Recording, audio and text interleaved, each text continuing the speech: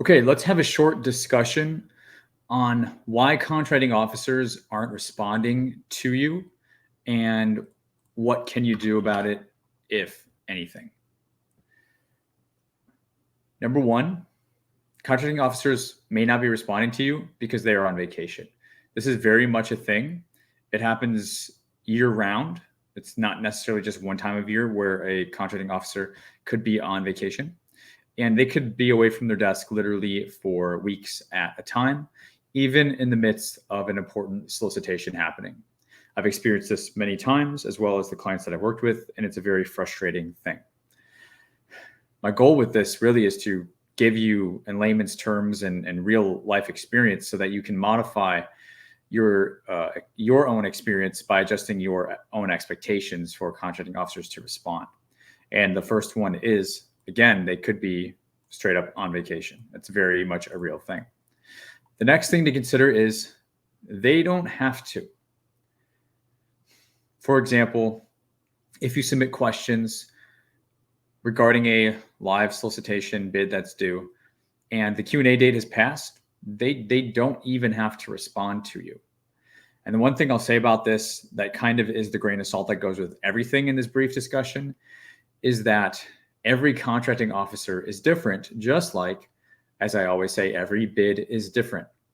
You are dealing with different humans with, it shouldn't matter, different personalities and different approaches to their work and different ways of working and different preferences and different, responses. Some are introverted, some are extroverted. Like, these are people. These are all the things that go into a human being. And so we see all these factors at play with every single officer.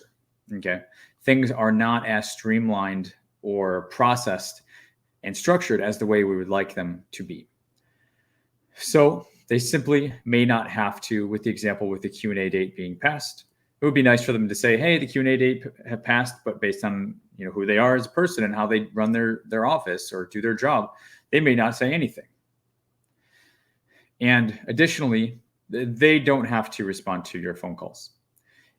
Doesn't mean it's not something you shouldn't try to do. It's something that I've mentioned in a recent video here and videos in the past as well, because you will just be shocked when you get that one on the phone and you're like, oh my gosh, this contracting officer was a total nice, considerate human being to me, where all these other ones have seemed like they were cold. And that's the reasoning behind why I will still bring it up sometimes in my videos, because there is a payoff in a sense to that. And calling it a numbers game, if you will, I would say still applies as well. You got to turn over a lot of stones to find the good ones, it seems, guys. This is the nature of the government contracting industry, so much so that I'm not the first person to kind of make a video about this, right? It's very prevalent in the industry. It's not you. So they simply don't have to. And you may even see in the bottom of some solicitations, do not call, or phone calls will not be returned. The next could be they are simply too busy. And that's their justification, sure. From you, and we'll get more into your side of it, I'm just speaking to their side of it and trying to give you the real, behind the scenes here. From their eyes, they could be too busy. It could be the time of the year. The fourth quarter could be a more challenging time of year because they have to prioritize, right? If you know anything about government operations, the way our federal government is run, it is not a well-oiled machine by any means. What we're doing with this video is we're actually looking at details within the machine, and it is clunky, okay? So it could be the time of the year, it could be seasonality.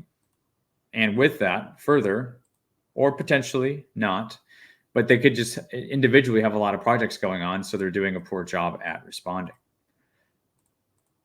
Different contracting officers will be assigned different projects. They'll have different files dropped on their desk, said, hey, this is yours. We'll get more into where I'm going with that shortly.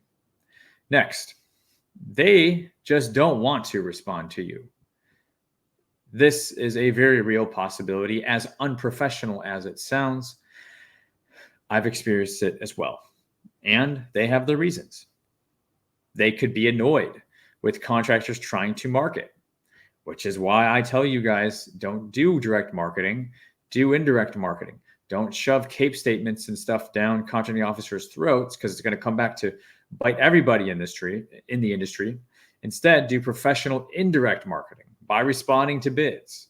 Okay, because now that we're actually trying to respond to bids, starting to catch up with us a little bit, because they may be annoyed. Contractors often ask very uninformed questions. Dumb questions are a thing when it comes to asking contracting officers. Okay. Not everybody's on the GovKidMethod YouTube channel. A lot are green in the space, and boy, do they show it.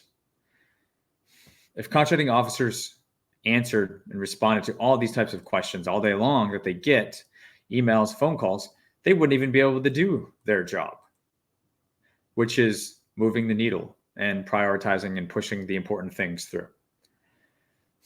They may just also have an attitude, which I have known my fair share to have their attitudes. They may not even be happy in their own position that they're in. They may think that the job they're doing is below their pay grade, and that's a very real thing. So they're bare minimumers. They do the bare minimum. Very much a thing. And they just cannot wait to promote out of there. So this is kind of the ugly truth as I see it. These four are feeding this, at least I would say, majority of reasons why you aren't getting responses. These answers are a little underwhelming. They aren't things you technically would want to hear. They don't feel really good, and it doesn't feel very empowering. But I'm going to give you a few things that you can try to take control of, that you can try to do. Although, disclaimer, I have no magic wand, and there's nothing that I or you can do to make a contracting officer respond. It's almost like being in an unhealthy relationship. You can't make somebody start or stop doing anything. All you can do is control how you're going to respond to it with your own boundaries.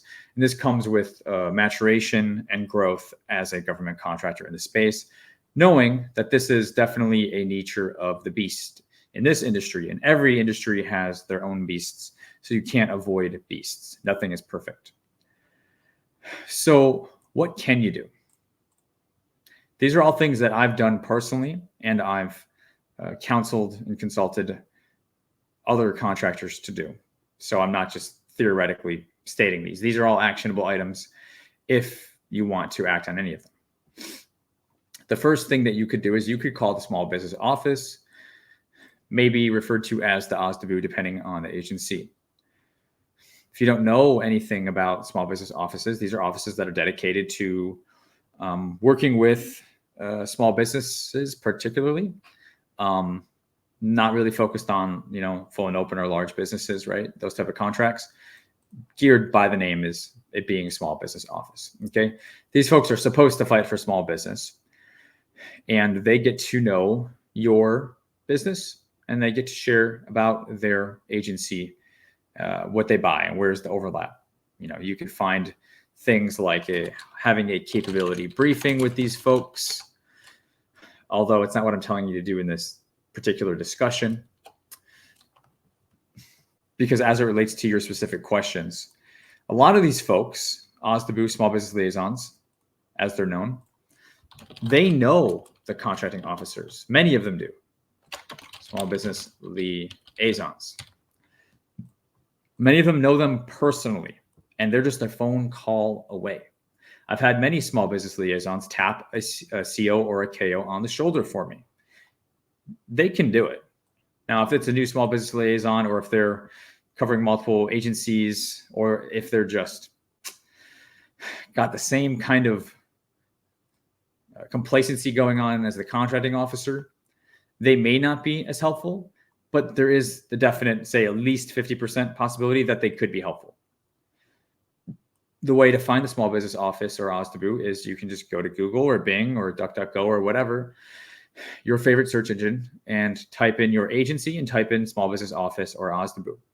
Something's going to pull up. Okay. Then just go down the rabbit hole in that website, and it will probably be broken down to territories or areas or offices where you can find your exact person, email or phone number to contact them. Okay. That's one thing you can do. Next, you could call other contracting officers or other specialists, or even the contracting specialists, since we didn't name them, that's on your exact solicitation, that are from the same contracting office, and start asking around. Hey, is John Doe around? I've been calling him for 2 weeks and he hasn't picked up the phone or responded to my email addresses. I have done this. Sometimes they will, you'll get somebody, you'll get Jane Doe and say, oh yeah, John's been on vacation for like a month. Seriously? Is somebody covering his projects? Because he's got a live bid due here. Oh yeah, this other person. Call this other person. Okay, then maybe they could give you a helpful next step. I've seen it happen. And the way that you can go about this is if you go to the bottom of your listing page, your sam.gov opportunity page. At the very bottom, that's where contracting office address comes in handy, because then you can start searching by and looking at other contracting offices. And then even from a strategy standpoint, you can count heads and be like, I'm seeing these same 7 people, these same 7 contracting officers out of the same office. I bet you there's probably only 7 or 8 of them sitting in there, right? It's kind of how it goes. And same for the contracting specialists. So you can ask the other ones that are out of the same office. Also, you can set expectations. This is more of the boundary thing that I was referring to. You can't control them, but you can control what you do. So for example, if you're not getting a response, you could do a no bid. You could say, you know what, I do not feel comfortable moving forward with this. I need information that I don't have, and I apparently am not getting it. I'm not just going to put myself out there. If that's the case, then if that's something you're going to be doing, you want to operate from a place of doing this sooner than later, so that you can mitigate your own risks and your own time invested. And if you're, legal middlemaning, that just, complicates things even more, because it's their time and the time that you're spending with them as well. As well as being cognizant of any like Q&A dates or deadlines. We kind of already touched on that, but we can set our expectations for what we're going to do, how we're going to respond to a non-responsive contracting officer. And this is an empowering thing, because I don't know what you want to do. One thing you could do though is, and I quite like it to some extent, is to test the waters. For me, when I was actively bidding, because I'm not actively bidding anymore because I don't compete with my clients, I help you guys to win contracts, and I don't take percentages. What you win is what you win. I'm just here to help guide. So testing the waters looks like trying to, like, if you really get pissed off or sick of this and you're just having really bad experiences, you may lean towards this more quickly, is to open up an engagement with contracting right away. As soon as you decide you have a bid opportunity that low key you want to go after, you've done your bid no bid decision making, you've applied your criteria to it, you've scored it, whatever your system or process is for determining a go, then your very next thing could be to call and email contracting, see if they respond. You could develop the attitude, hey, you know what? I'm only going to work on deals with folks who seem like they care about my response. Now, this could be a very slippery slope, because you could lose a lot of deals. So I don't recommend this to be the only thing that you do. And hey, if they don't respond, I'm going to move on, because you may get no responses to many deals for all of the literacy of all of the reasons we gave, and then some.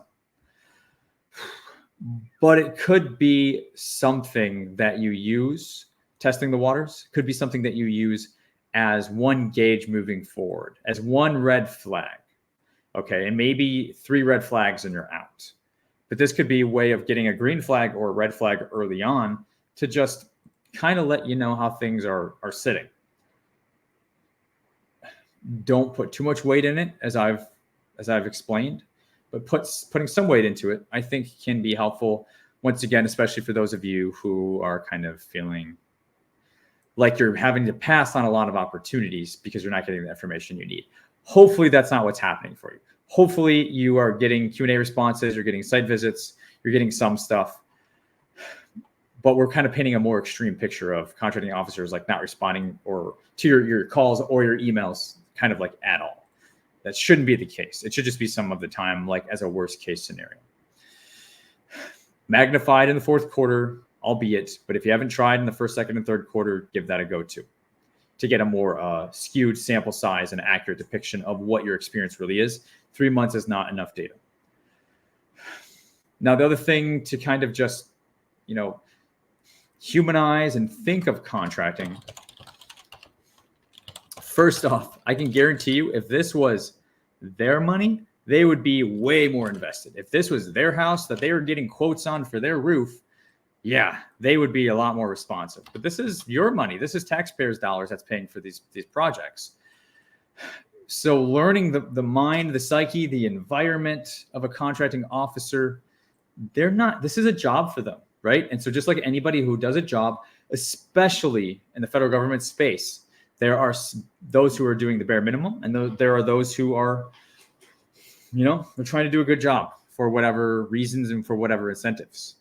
We can't control that. So we're knowing to very much some degrees, they're not invested in the deal, and how much they care is going to depend on the person. Also, I've talked about this in other videos, but they may be new contracting officer, okay? And just like most federal jobs behind the scene, there are some SOPs, right? Like you're learning from the person who had your job last, and they're supposed to document the job that they did to pass it off to the person that's going to come and, be their successor.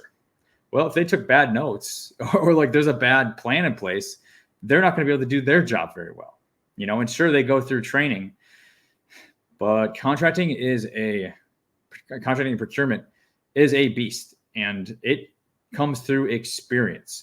And I'm talking 10, 20, 30 years experience. So you get somebody in there for a couple of years, they are not going to have the FAR memorized. Nobody has the FAR memorized. It's a dictionary to make references to, even to veteran contracting officers, for example, and the like. And with everything else, we see many templates. They're using the wrong templates. They leave an old statement of work, right? These people are not perfect. Do not put them on a pedestal. In very many instances, they're just doing their best job, and that could be subpar. And then with that being said, you look at the environment. There's other contracting officers in the office, and everybody has, once again, like a different motivation for how they are performing on their tasks and their duties. Okay, so subpar training, coming into a job where they don't really know what they're doing. Their job really is to ask questions and figure it out, which means you could be getting a contracting officer that's going through a figuring it out period, which means you as a contractor need to have more confidence. And that's a big part of what I try to do in this channel, is to build you up, empower you, let you know when you are right and they are incorrect, because they are often incorrect, and they even more often make mistakes. Okay. So I empathize. This is my biggest gripe in this space. And it's because contracting, small government contractors, they invest so much time, energy, effort, resources, manpower into these bids only to not get responses. I mean, even if you don't win the bid, it would be nice for a contracting officer to let you know you didn't win. It's not always the case. I'm not trying to be a Debbie Downer about our industry. I'm trying to be real about the nature of the beast that it is. And again, every industry has its beasts. So the solution is to not avoid the beasts. The solution is to own ourselves, own our power, set our expectations, predetermine if we see a pothole coming up in the road, how we're going to swerve, how we're going to respond to it, so that we can mitigate and reduce our own risks. But that doesn't change the fact that it's very frustrating because of all the effort that is going in. But again, I think I've covered many reasons that lead to the psyche and the decision making, and then just the result of why contracting officers aren't responding to. There is no cut and dry answer, and there is no FAR clause CFR that's out there saying that they have to. So this is a gray area. This is in between. And so this has been my experience from myself personally and working with you all to help you guys win contracts in real time. So I hope this is helpful. Let me know what you think about this. Share below also have you dealt with this? Have you found something that works that you want to add, share to the community? Definitely put that down. I'm really making this. If you're frustrated, I want to let you know. I empathize. I feel you. You are not alone. To some extent, it is normal. And then hopefully this sets you at least to being a little bit more empowered in your path forward. So guys, I will see you in the next one.